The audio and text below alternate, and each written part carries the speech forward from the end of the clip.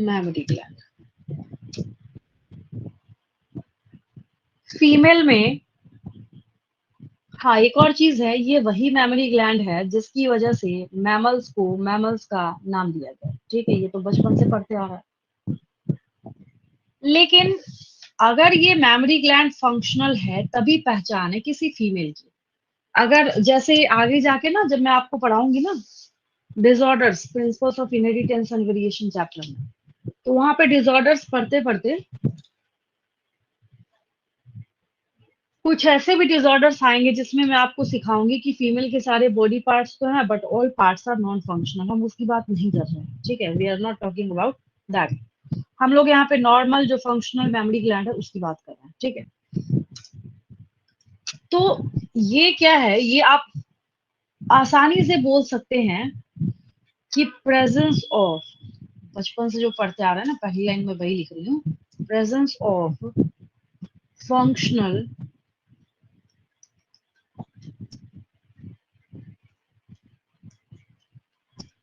memory glands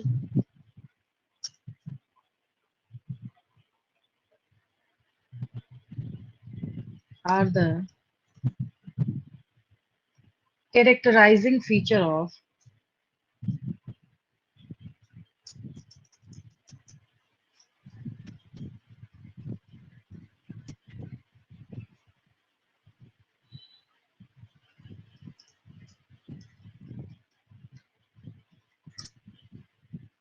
all mammals। बस हो गया, इसके बाद का जो डिस्क्रिप्शन है मैं आपको डायग्राम से देने जा रही हूँ। अब आपको एग्जामिनेशन में क्या घुमाने का काम करेगा, बस आपको वो सीखना है, ठीक है। अब एक चीज देखिए, ऑब्वियस है कि पेयर्ड स्ट्रक्चर है, और ये स्पॉन्जी किसकी वजह से होता है, क्योंकि इसके पास बहुत सारा फैट अवेलेबल है। फैट के साथ साथ इसके पास क्या है, ग्लैंडुलर टिश्यू भी अवेलेबल है, ठीक है। और दूसरी बात ये है कि यहाँ जो ये लिख रहा है ना, मसल बिटवीन रिब्स, तो ये यहाँ पे जैसे इंटरकोस्टल मसल्स हैं, ये रिब वाला पार्ट आपको दिखा रहा है। ये मेजर मसल जो इस पे, जिसके ऊपर जो मसल है, ये रिब वाला और इंटरकोस्टल मसल वाला जो पार्ट है, तो इसके ऊपर जो पेक्टोरलिस जो मेजर मसल है, तो इसी के ऊपर ये पूरा का पूरा सपोर्ट लेके क्या है, बनता है, ठीक है। और यहाँ पे बाहर की तरफ जो कुशन लाइक यहाँ पे टिश्यूज अवेलेबल हैं that are known as areola, ठीक है। ये चीजें तो अलग से आपको दिख ही रही है यहाँ पे। सीरीज में आपको क्या याद रखना है, सो यहाँ पे समझेंगे ध्यान से। सबसे पहली चीज क्या है कि जब हम ग्लैंडुलर टिश्यू की बात करते हैं, अब देखिए यहाँ पे ना मेमोरी लोब लिखा है, सब बच्चे को, सारे बच्चों को दिख रहा है, क्या लिखा है, मेमोरी लोब दिख रहा है। मतलब यहाँ पे एक क्या हो गया, ये मेमोरी लोब, ठीक है।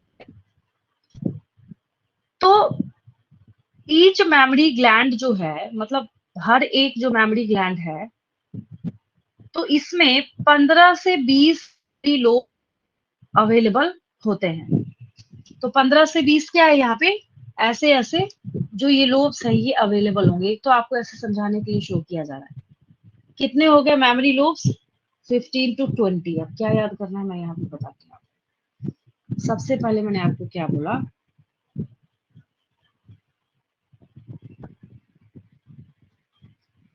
15 to 20 memory lobes. Lobe means compartment like structure होता है, आपको बहुत अच्छे से पता है, ठीक है। मेमोरी लोब्स का नंबर कितना है, 15 to 20, याद कर लेंगे। मेमोरी लोब्स का नंबर कितना है, 15 to 20।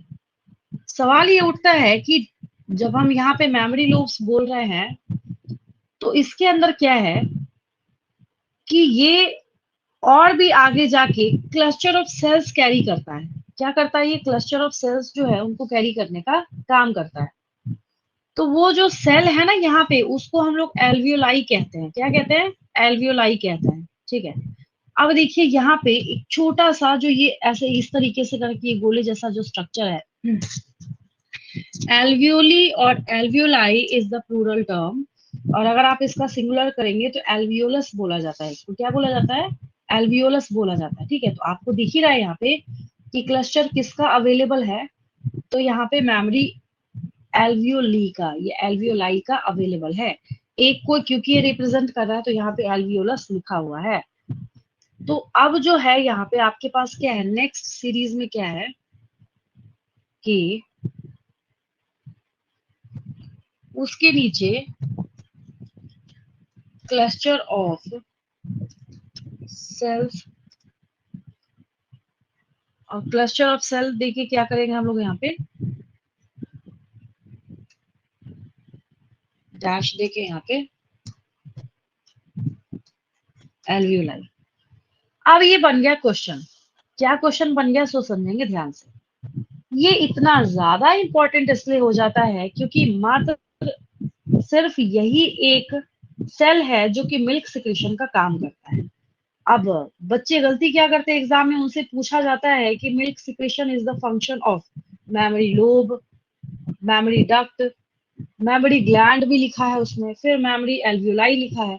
तो आपको वहां पे क्या करना है, एल्वियोली को टिक करना है। क्या करना है, एल्वियोली को टिक करना है।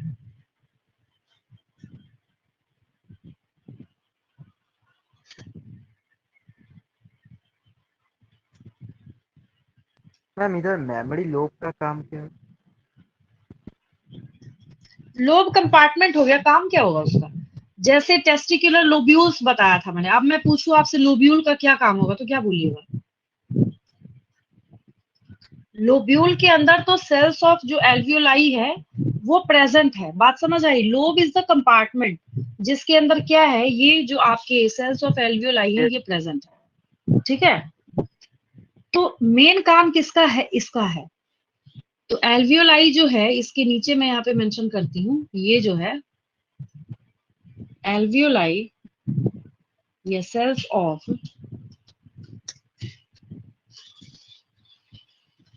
एल्वियोलाई सिक्रेट मिल्क, यही मिल्क सिक्रीशन करेगा, ये बहुत ज्यादा इंपॉर्टेंट है।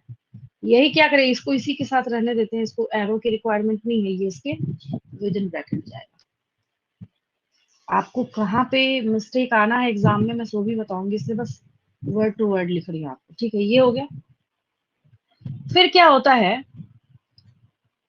और हाँ एक और चीज है, ये जो छोटी छोटी कैविटीज है ना एल्वियोलाई की, उसके सेल बना भी रहे हैं और खुद इसी की कैविटी में स्टोर भी कर रहे हैं, स्टोर हो गया। फिर क्या होता है, जो एल्वियोलाई है, जो यहाँ पे क्या है, ये एल्वियोलाई है, इसको और ध्यान से जब आप देखेंगे तो एल्वियोलाई जो है ये मेमोरी टिब्यूल्स में ओपन होगा। किस में ओपन होगा, ये मेमोरी टिब्यूल्स में, पतले पतले जो ट्यूब है यहाँ पे ओपन हो रहे हैं, जो खुल रहे हैं यहाँ पे, दैट इज मेमोरी टिब्यूल्स। तो इसके नीचे हम लोग लिख लेते हैं मेमोरी टिब्यूल्स। जैसे आप ये सीरीज देखेंगे ऑटोमेटिकली आपको बातें समझ आ जाएंगी। अब जो मेमोरी टिब्यूल्स है, तो मेमोरी टिब्यूल्स, अब आपके दिमाग में ना एक क्वेश्चन राइज हो रहा होगा कि यहाँ कहाँ मेमोरी टिब्यूल्स, देखिए ध्यान से। ये जो मेमोरी डक्ट है, तो मेमोरी डक्ट की जब बात करेंगे तो ये मेमोरी डक्ट रहा, लेकिन क्या जो सेल्स ऑफ एल्वियोलाई है वो भी और पतले पतले यहाँ पे ट्यूब्यूल्स ला के दे रहे हैं, यस और नो, दिखिए दिख रहा है ना। तो हम लोग उसकी बात कर रहे हैं कि जो सेल्स ऑफ एल्वियोलाई है that opens into mammary tubules. Mammary tubules को और जब मर्ज करेंगे हम लोग तब जाके ये किस में ओपन होगा, मेमोरी ट्यूब्यूल्स मेमोरी जो है, हाँ, तो they join to form mammary duct. तो ये क्या करेंगे, इसके नीचे मैं यहाँ पे लिख देती हूँ मेमोरी डक्ट।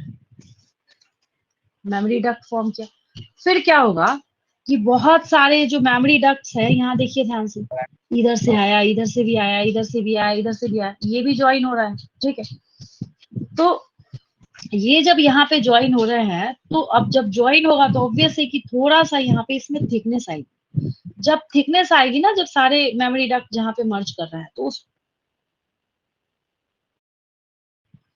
तो फिर हम यहाँ पे मेमोरी डक्ट के नीचे क्या मेंशन करना है आपको, एम्प्यूला। ये भी हो गया। फिर उसके बाद एक और चीज क्या है, लास्ट में आपके पास हाँ लैक्टिफेरस डक्ट है, ठीक है। इसको थोड़ा ऊपर करते हैं हम लोग।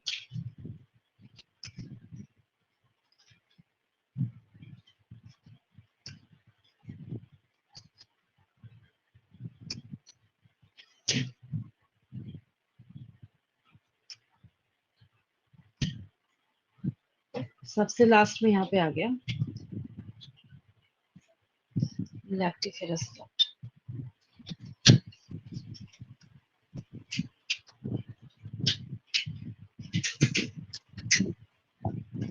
अब देखिए, अब पास्ट ईयर में जाके ढूंढ लीजिएगा, नीट के एग्जाम का क्वेश्चन सुन लीजिए इसी से। भाई आसान टॉपिक है तो बच्चे नहीं देखते, और बच्चे नहीं देखते तो क्वेश्चन पूछने का मौका है कि हम यही चेक करके देखते हैं कि बच्चे ने इस टॉपिक को पढ़ा है या फिर नहीं पढ़ा है। वो क्या करेगा, आपको पहले था मेमोरी लोब, फिर मेमोरी लोब में alveoli, alveoli open into memory tubules, memory tubules join to form memory duct, memory duct के मर्ज होने से एम्प्यूला फॉर्म होगा, एंड फाइनली एम्प्यूला मर्ज होके फाइनली जिस डक्ट में ओपन होगा दैट इज लैक्टिफेरस डक्ट। अब क्या किया जाएगा आपको एग्जाम में, शफलिंग कर दी जाएगी इसकी।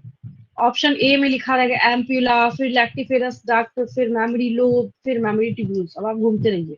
इसका सबसे बड़ा डिमेरिट ये है ना कि सब एक सा लगता है। अभी मैं आपको पढ़ा रही हूँ, आपको बहुत अच्छा लग रहा है, 2 दिन के बाद मैं ही आपको सामने बिठा के टेस्ट लूँ ना, आप गलती करेंगे इसमें।